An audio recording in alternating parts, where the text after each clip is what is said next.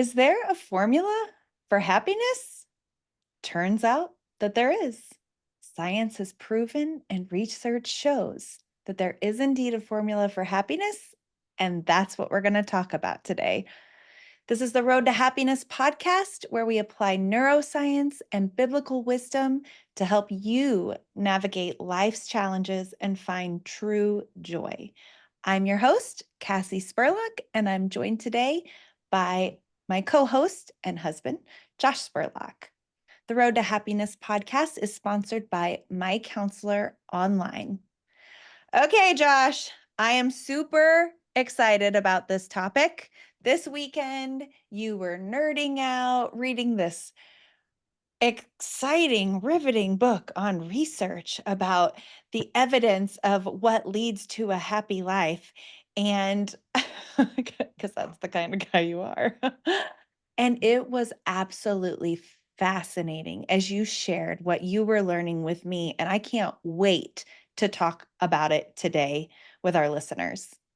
Super crazy. Like if you nerd out about, being happy and that sort of thing, then, this is the Road to Happiness podcast. So if you're listening to this, I assume that you have some level of interest in happiness. And while nerding out about neuroscience and research may not be your favorite thing, it is one of my favorite things. And so you're in luck because I'll read and digest the Yes. literature and happily bring to you here the incredible findings of it that you're going Yeah. to listen to. So exciting. So, what you learned came from this really long Harvard longitudinal study, started in the 1930s, followed starting with this group of adolescents uh, their whole lives, these things that contributed to happiness. Is that right? Am I out remembering all these details correctly? Yes, you didn't completely gloss over as I'm rambling on about this on here. Yeah, the Harvard Adult Human Development Study, longest running study. Longitudinal means it goes over time instead of a single snapshot of time. So it started in the 1930s, continues on to today. 83% of the participants that began in it continued in it either till today or until their death. Many of them have since passed. And so the study has captured their entire lifetimes, and now we're into the second and third generations. They followed their spouses' lives and their kids' lives, and now their grandkids' lives. And so they've collected a ton of data on just how happy they were in life, how satisfied they were with their life at all the different stages, and then all these different variables about their health and their practices. And from that data, gotten a really clear picture of what makes human beings happy and what doesn't, and what we can do to have a good life. And the amazing thing that we found out is that it's all consistent with scripture, which Imagine we that. are not surprised to hear that, but it is so fun. It kind of reminds me of like when science caught up with the Bible as far as like uh these different things that we were able to observe and see that in God's creation. And then, oh, science understood gravity, these different things alluded to in scripture that we couldn't, comprehend, but then we found them. Or, like we talk about brain sync, what we can put a functional MRI on your head and watch these things. And that kind of leads us into actually what this study found is that relationships are one of the key components of happiness. Absolutely. And I, yeah. So Jesus designed the universe and he breathed the scriptures into existence. And so when we study the universe and we study the scriptures, we're not going to find contradiction between the two because they're both created by the same creator. Um, so we don't have to be afraid of the science. And it's fascinating as we dig into the science and extrapolate some understanding about things that God has made possible through scientific discovery. and expand upon the scriptures. Like they add Yeah. color and layer and nuance to things that are not in any contradiction, but just further flesh out the things that we find in scripture. And yeah, relationships are key. God is relational within himself. The Trinity is Father, Son, and Holy Spirit and exists within relationship with himself. He created man in his own image. We as people are relational creatures because we reflect a relational God. And the Yeah. two greatest commands, when Jesus was asked, what's most important? He said your relationship with God and your relationship with your neighbor. And Yeah. like those are the two most important things. Here is your formula, not just for obeying me, right? Mm-hmm. Like it's so much bigger than that. He's like, I want this abundant, awesome life for you. And Mm-hmm. here's how you do it: Yes. relationship with me and relationship with others. Yep. I think the simple formula, the recipe for happiness, if you will, involves having spiritual convictions and living by them, of your relationship, love God with all your heart, soul, and mind, and friendships, that is, love your neighbor, have high quality Mm, friendships in your life, relationships, and then, yeah, achieve a stable income and have a balanced budget. The study, the research, the data supports that. And what we all know, you need to have a basic level of income, be able to eat, have shelter, and be able to care for your children. And if you don't have those things, that creates stress in your life. But what we also know is that money doesn't make you happy, meaning that, you know, the research, the data shows that once you reach an average income in the US, that's like 75, 80,000 a year annual household income, money stops contributing to happiness. And I, so, I picture this like these two lines running together in the study, and then it's like, oh, this one, this one mhm. diverges, and this one, you know, Yeah, when keeps you look going at the up. data plotted out on a graph, that's exactly what it looks like. That they track together that money, income, household income, and happiness correlate with each other and they track with each other up until you reach kind of the threshold of average. And then happiness plateaus even if money continues to grow. That happiness is augmented by other features, specifically the quality of the relationships in your Mm, life. And so having spiritual convictions and living by them, achieving a stable income of at least 80,000 and having a balanced budget. Because if you make $80,000 and you lose 75,000 of it gambling, yeah. that's probably not going to go well for you. Or if you haven't figured out how to manage your money to spend less than you make and address the things that keep you from having a balanced budget, Which then we're going to talk about in future episodes. we are. Yeah. But if you have earn enough money to be able to be in that space, but you don't manage it well, then that doesn't work either. And then you got to develop high quality relationships and get this, spend 6 to 9 hours engaging them a day. When you shared that number with me, it blew my mind. I think historically, I mean, just my life experience a little bit for our listeners that don't know, we traveled full time for 4 years.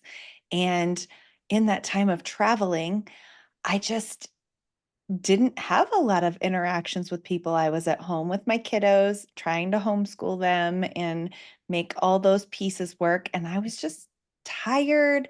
I didn't really feel like going and engaging, community where we were. It was just hard.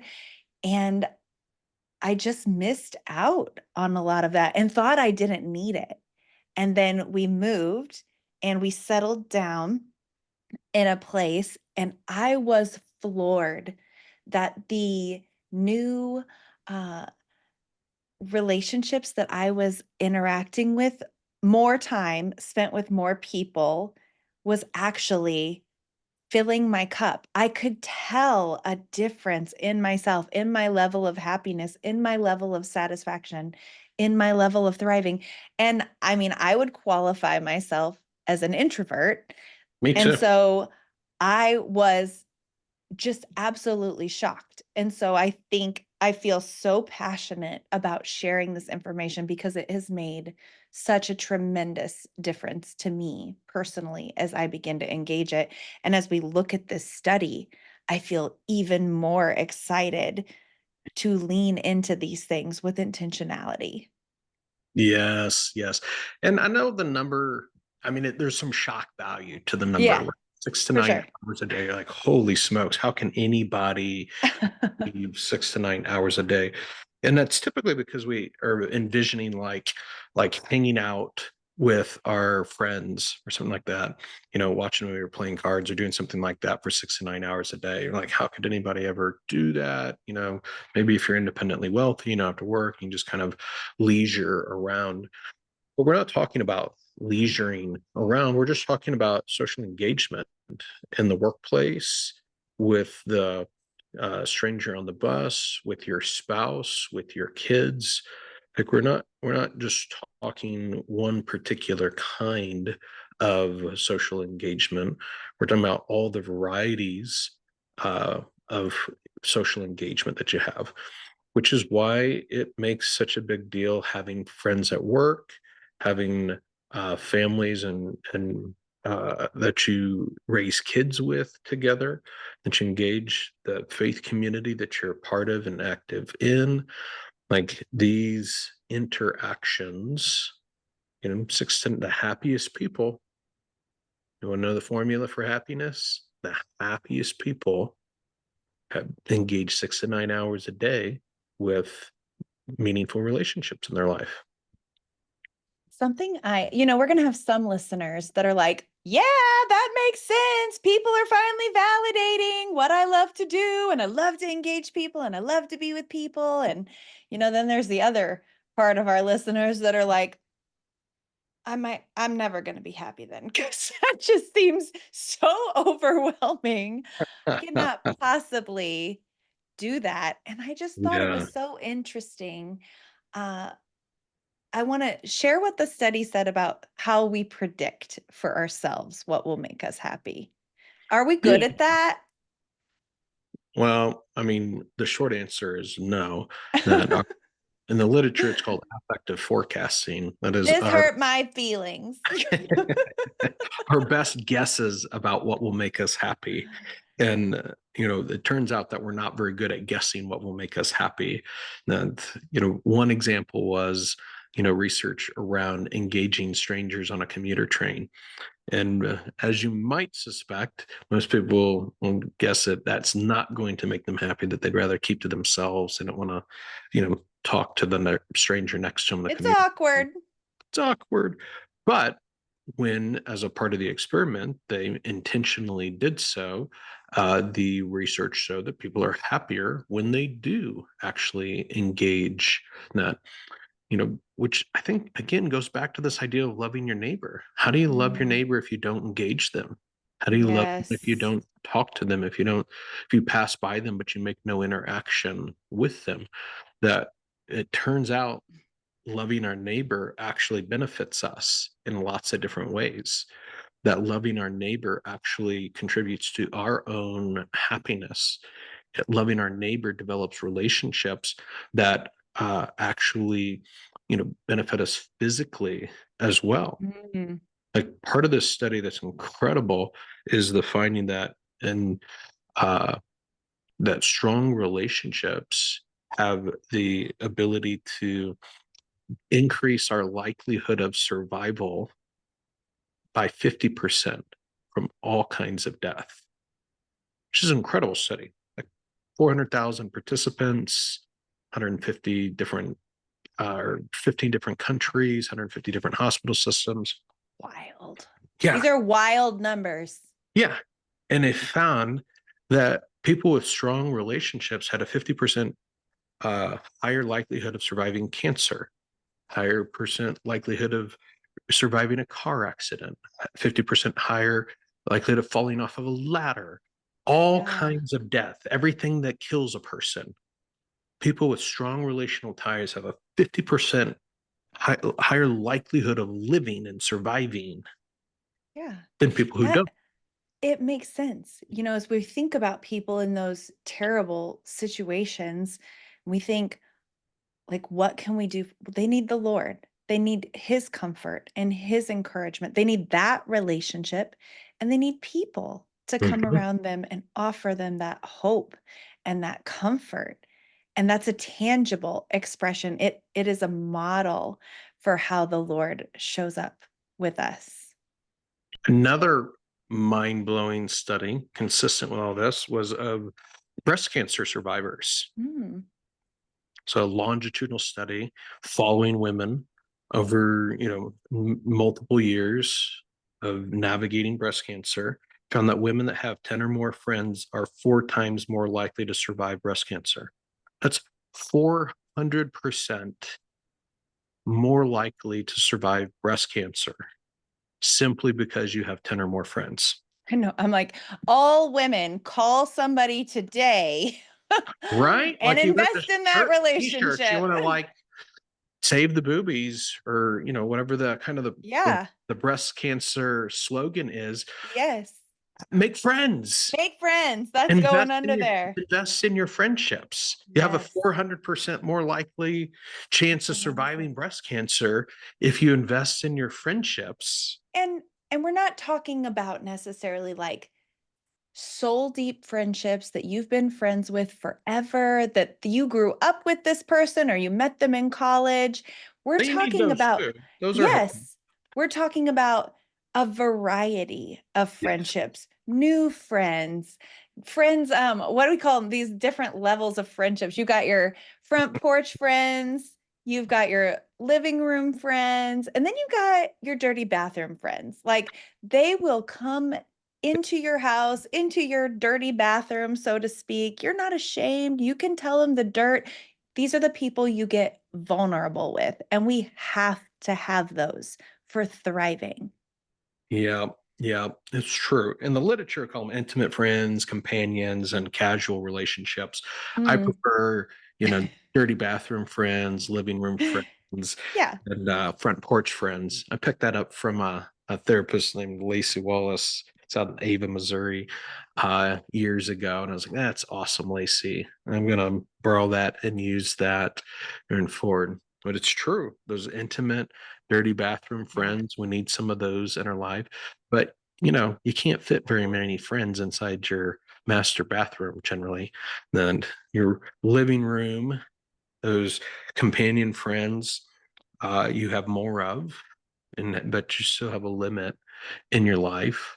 The Yep. research shows that we can really only have about 150 meaningful connections in our life. So our dirty bathroom friends plus our companion friends, and that would include our family members or whatnot, in total, about 150 that we can maintain with any sort of level of connection. And then the rest are on the front porch. They're casual kinds of friends. The defining features of those categories be for our dirty bathroom friends, we share most of our joys and sorrows with them.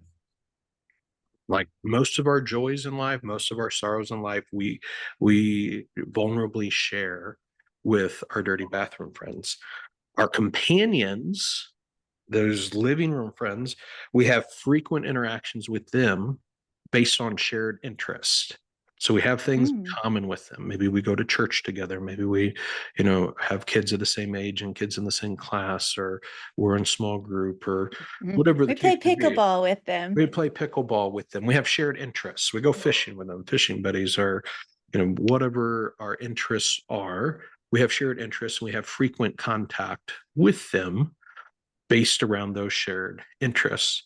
And then Yeah. our casual friends, we don't seek each other out for contact. We're kind of, we maybe see them at the grocery store, we see them at church as their greeters or pass them in the lobby or whatnot. We know of them, we know their name, maybe we know their kids' names and that, but we don't seek out spending time with them or engagement. We're just friendly when we do engage them. Yeah. It's kind of that casual front porch category. And we need a blend of all of those relationships. And cumulatively, we need to spend 6 to 9 hours a day interacting with those various levels, which is why it's so helpful to have a best friend at work. Oh, yeah, I love that. You're my best friend at work because we work from home. But it makes me feel really intentional about my, they call it social fitness. That's like the new term. My efforts towards making sure I'm having lots of other interactions with other people in these various levels of friendships outside. It is more challenging if you're working from a home context potentially. And Mhm. especially, I think that we have to be very mindful of it. Yeah. I think I love the exercise of mapping your social universe. Uh, Hmm. Mapping your social universe. That's basically looking at kind of six different domains or kind of category of friendship interaction and assessing whom do you have in those categories and where are you lacking probably. So the six categories, just real quick, are safety and security. These are the people that are your lifelines, the ones that'll be there for you Yeah. if something goes wrong, that if the house is on fire, if it's, when there's things go terribly wrong in life, Yeah. these are the emergency phone calls that you can make and you know that they're going to be there for you. So you got your safety and security kind of domain. You've got learning and growth. These are the friends that explore or encourage you to explore new opportunities. They help you grow and Mm, pursue the good life. They're the ones spurring you on towards reaching your full potential. And they do that as well in their life. And together you make each other better because you're spurring each other on. yeah. And then you've got emotional closeness and confiding. These are friends who know you deeply and who you can turn to for support, and they give trusted advice. These are folks that you can call them when you're low and be honest with them about what you're feeling and trust the things that they're going to say back to you. Then there's romantic intimacy, right? We long for a romantic partner. Yep, I see you, baby. Then, a spouse with whom to share love and intimacy and sex and connect in. It's a category of friendship that we need. We need help, like those folks that we can turn to for practical information, like what you texted a friend and was like, I need a new pair of cowboy boots. And Yep. the rodeo's this weekend. Where do I go? Practical Yep. information, right? As well as practical support when you need help with something, resources. And then lastly, fun and relaxation. There's people that we laugh with and help us Mm, relax and unwind and that are just easy to be around and maybe share our play personality. We've talked about previously and will some more, I'm sure, about the different play personalities that we have. So those that share play personality find joy in the same kinds of activities.